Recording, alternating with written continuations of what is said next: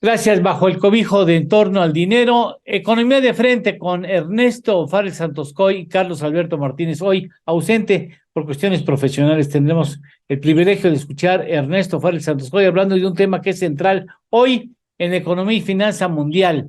La decisión de la Fed de suspender, de poner una pausa, hacer una pausa en los ciclos alcistas de las tasas de interés de referencia en la Unión Americana.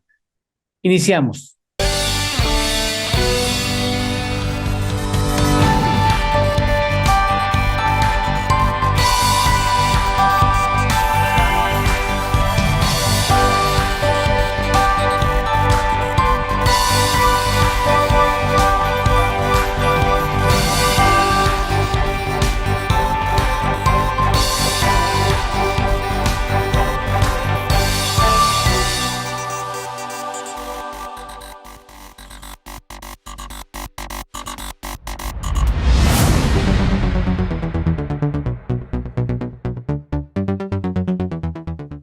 Ernesto Fares Santoscoy, finalmente la Fed te hizo caso a la Fed y dejó quieto a las tasas de interés. Sí, tú lo dijiste aquí, que si tú estuvieras en sus zapatos, tú dejabas quieta la tasa de interés, ¿no?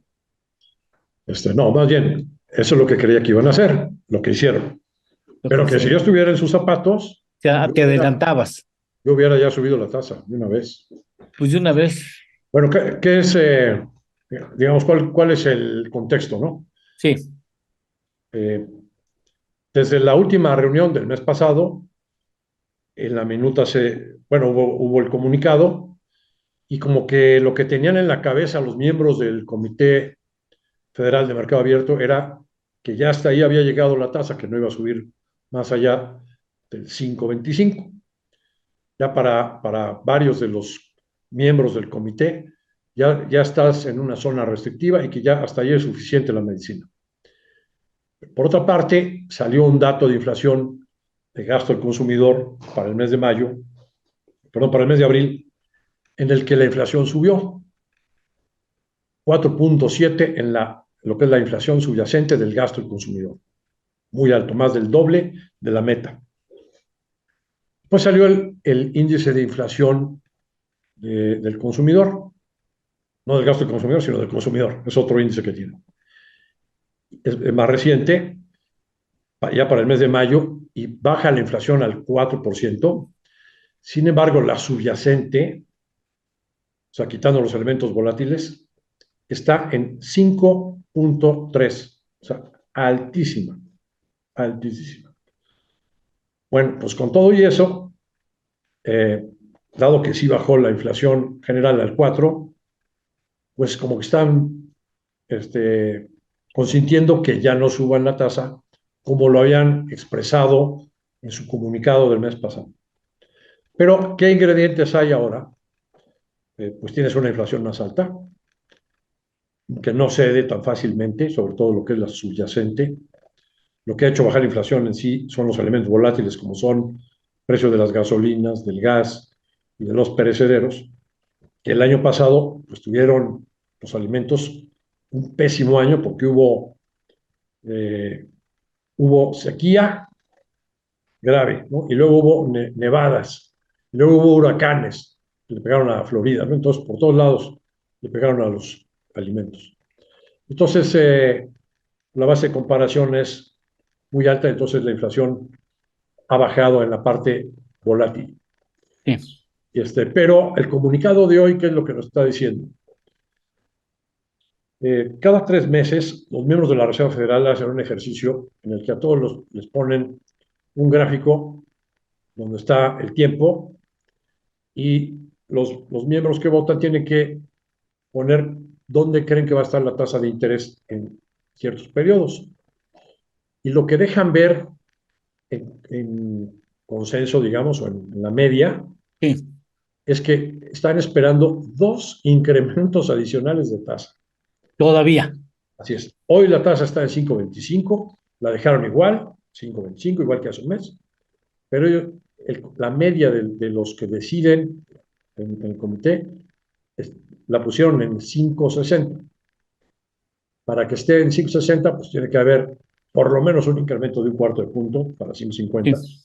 Sí, Pero 5,60 como media quiere decir que hay varios que están pensando en en 5.75 2,75. o 6 incluso, quizá. Hay algunos que la ven en 6 incluso, así es. Entonces, eso es lo nuevo, ¿no? Y ante eso, ¿qué es lo que sucedió? Bueno, pues que a los mercados no les gustó ver eso, porque los mercados ya estaban anticipando Que iban a bajar las tasas de en interés. septiembre, ya en septiembre iban a bajar. Pero sí, sí, a ver, ¿cómo pueden pensar eso si Jerome Powell dijo, una vez que lleguemos a la meta inflacionaria, vamos a mantener la tasa alta hasta que no haya duda alguna de que la inflación está derrotada? Hasta entonces pensaríamos en bajarla. Así es. ¿De No dónde tiene que piensan que en septiembre ni habrán llegado al 2%?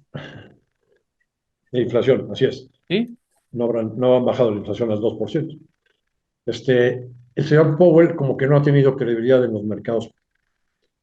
Bueno, hay que recordar que después de la pandemia, el señor Powell y sus cómplices del Comité de Mercado Federal de Mercado Abierto estuvieron diciendo, no vamos a aguantar la inflación porque es temporal y vamos a Sí, aguantar la tasa de interés que estaba en cero por lo menos 2 años y no la vamos a mover y háganle como quieran.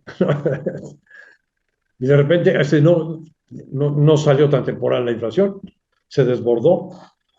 Échale la sí, culpa al señor Putin, lo que quieras, pero sí, sí, sí. la invasión de Ucrania, pero dijeron, sí, ya no es temporal y sí tenemos que actuar. Y entonces han estado subiendo la tasa de interés desde marzo del 2022 hasta el mes pasado, que la llevaron al rango del 5,25. ¿Qué tan alta está esa tasa? Bueno, pues la inflación subyacente está en 5,50 o 5,30, pues todavía está por arriba de la tasa de interés. Quiere decir que la tasa de interés, con todo y que la han estado sube, sube, sube, sigue en plano negativo en términos reales. Y eso implica que pues, no ha de haber tenido un gran efecto, digamos, como el que se pretende Todavía. para frenar la demanda de bienes y servicios y permitir que la inflación no siga subiendo. A ver, para derrotar a la inflación en Estados Unidos, ¿se requiere un mayor incremento a la tasa de interés, Ernesto? Fíjate que la política monetaria no es nada más la tasa de interés, sino que tiene otro componente muy importante, que es la cantidad de dinero en circulación. Ah, Cuando llegó la pandemia, regresamos a las políticas monetarias extremas que ya se habían ensayado en el 2008-2009 con la crisis hipotecaria. Que es bajar la tasa de interés a cero o a negativos y crear dinero en cantidades industriales, ¿no? ujú. Eh, Dotar de liquidez, dirían los banqueros centrales, ¿no? Dotar de liquidez a la economía. A través de programas de compra de bonos, los bancos centrales se ponen a comprarle bonos, como bonos soberanos que están en la panza de los bancos comerciales, y el Banco Central recibe los bonos y a cambio entrega dinero. Esa es la manera en la que se crea dinero. Entonces, resulta que para la pandemia, para una economía que vale alrededor de 24 billones de dólares, trillions en inglés, crearon en cosa de 4 o 5 meses 8 billones de dólares. Y desde marzo del 2022, que empezó a subir la tasa de interés de la Reserva Federal, también empezó a recoger dinero. ¿eh? Eh, el ritmo al que se ha estado recogiendo dinero hace que para septiembre se habrán recogido alrededor de 2 billones de los 8 que se habían inyectado. Al ritmo actual de contracción del dinero en su programa, que es ahora de 1,3 billones de dólares al año, pues todavía se necesitarían 4 o más años para Tú, regresar a la cantidad de dinero inicial. Entonces, me parece que con lo que estamos viendo, algunos indicadores que valdría la pena analizarlos, me parece que a lo mejor no es nada más necesario subir algo más la tasa, sino que también es necesario eh, contraer más la oferta de dólares en circulación. Veamos qué indicadores tenemos. Por ejemplo, volteamos a ver el mercado laboral. Bueno, pues el mes pasado, el mes de mayo, se crearon 339,000 plazas. La tasa de desempleo subió del 3,4 al 3,7, pero 3,7% de tasa de desempleo se considera pleno empleo, igual que el 3,4. Los salarios están aumentando en promedio al 4,3%, al doble de la inflación. Pues el mercado laboral, concluyes, el mercado laboral sigue en pleno empleo, siguen creándose muchísimos empleos cada mes y la tasa de empleo está bajísima y por lo tanto hay una presión salarial que le pega a los costos de las empresas. Otro indicador, gasto de la construcción. Oye, cuando suben las tasas de interés se te debe desplomar el sector de la construcción en general, particularmente de las viviendas, que ya hemos visto varios meses con indicadores del mercado de vivienda en negativo, ¿no?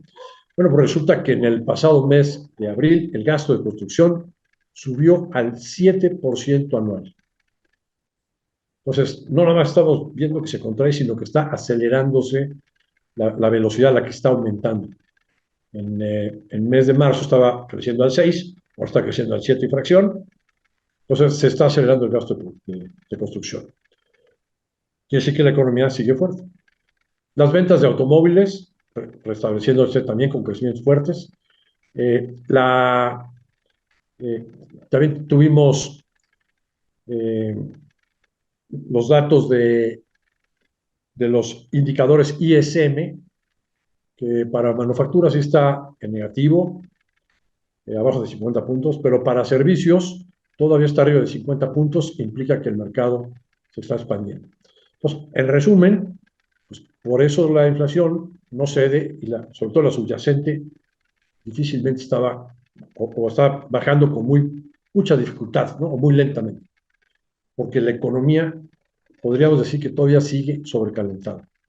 Entonces, ¿es necesario incrementar la tasa? Sí, pero también es necesario recoger más dinero de la circulación a un ritmo más rápido del que lo están Pero restringiendo. eso no puede generar, pregunto, el síndrome de abstinencia, es decir, los mercados que han sido beneficiados por esa política de creación de dinero, pues no van a dejar que tan fácil les recojan esos beneficios, ¿no?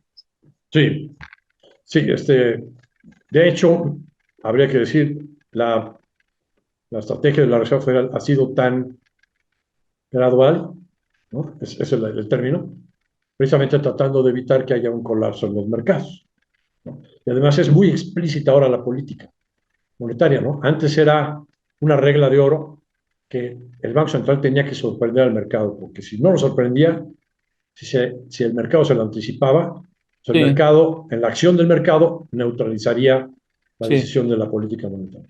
Ahora es al revés, precisamente por el miedo al desplome de los mercados, que los mercados están adictos a la inyección de liquidez, ¿no? Al exceso de liquidez, es que se actúa tan lentamente y por eso estamos como estamos.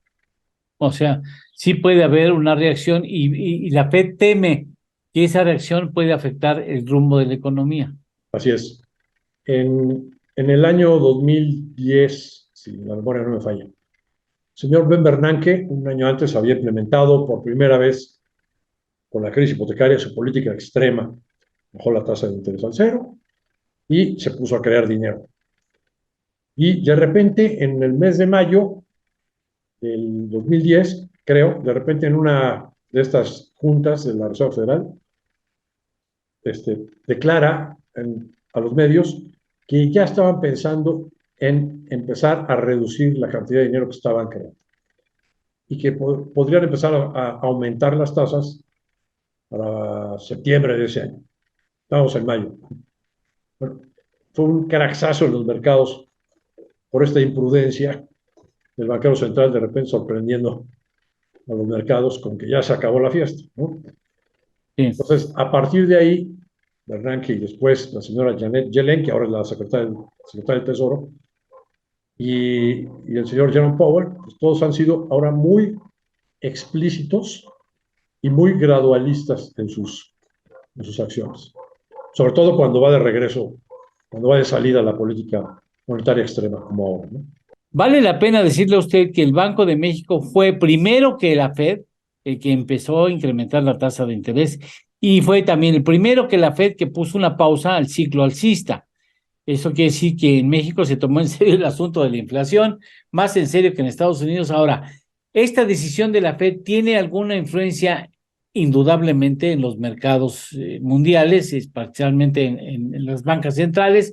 ¿Qué va a pasar con Banco de México, Ernesto? Sí, en general, lo que sucede, digamos, cuando estás del lado de la política monetaria extrema, implementándola, cuando baja la tasa de interés la Fed y se pone a crear dólares, lo que sucede en general en los mercados, o lo que debe de suceder, es que el dólar, si hay un exceso de dólares, pues tiene que caerse en relación a Eh, las otras divisas. Y en la medida que el dólar se cae, los precios de las materias primas se inflan. Y en la medida que se crea tanta liquidez, todos los mercados en general se inflan. Tienen que subir los mercados accionarios, los mercados de bonos suben de precio, es decir, se caen las tasas de interés de largo plazo, eh, y las materias primas, en la medida que perdón, que se cae el dólar, suben los precios de las materias primas. Eso es en general lo que debe de suceder en la época contraria a lo que estamos viendo ahora, que es la época de implementación de las políticas externas. Ahora, lo que debemos de ver en general con la salida de las políticas extremas debería de ser un fortalecimiento del dólar, caída o desinflada de todos los mercados, incluyendo las criptomonedas que también se inflaron durante la política monetaria extrema. El Bitcoin, ¿no? Llegó hasta $68,000. sí, Y pues ahora se tiene que desinflar todos los mercados, y entonces tendrías que ver mercados accionarios para abajo, mercado de bonos para arriba en precio, para abajo eh, perdón, para abajo en precio, para arriba en tasas. Las materias primas deberían también de desinflarse, bajar, las criptomonedas bajar. Pero en realidad, ¿qué es lo que estamos viendo ahora en el mercado? No está tan claro. Como que el dólar más bien ha estado, pues, en lugar de fortaleciéndose, todavía se está debilitando. Los mercados accionarios todavía están subiendo, ¿no? En este año, sí. sorpresivamente. Y es que también lo que ha sucedido es que lo que teníamos de expectativa de que ya era inminente una recesión en Estados Unidos, pues ha sorprendido la fortaleza de la economía americana por estas circunstancias que hemos dicho, que la política monetaria al final de cuentas ha sido insuficiente, y pues ante el retraso de la recesión, pues hemos visto reacciones pues, todavía positivas en los mercados, ¿no? Y, y dentro de esto, pues ya yéndonos hacia el efecto en México, ¿qué es lo que hemos estado viendo? Una fortaleza del peso mexicano, o sea, debilitamiento del dólar todavía. No tiene que ver con la oferta de dólares, no, o sea, de la oferta macro de dólares a nivel global, sino más bien tiene que ver con que México tiene un flujo de divisas, de dólares, pues, todavía muy importante. Veamos por rubros, ¿no? Por ejemplo, remesas. Las remesas siguen siendo cada mes un flujo de 5,000 millones de dólares. Es impresionante, ¿no? Los últimos 12 meses ya se acumularon un ingreso total de remesas de 60,000 millones de dólares. Es aproximadamente 6% del PIB mexicano. 6%, ¿no? Lo que recibes de dólares de remesas.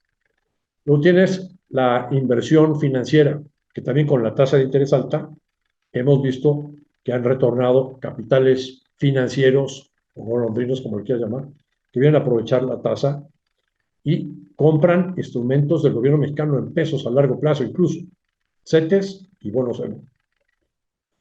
Y pues para comprar esos instrumentos pues, tienes que vender los dólares y comprar los pesos, ¿no? Y eso favorece a que el peso se ponga cada vez más fuerte, es decir, que el tipo de cambio baje. Ya estamos viendo las cotizaciones del peso a niveles de 17, 15, ¿no? ya andamos viendo por ahí.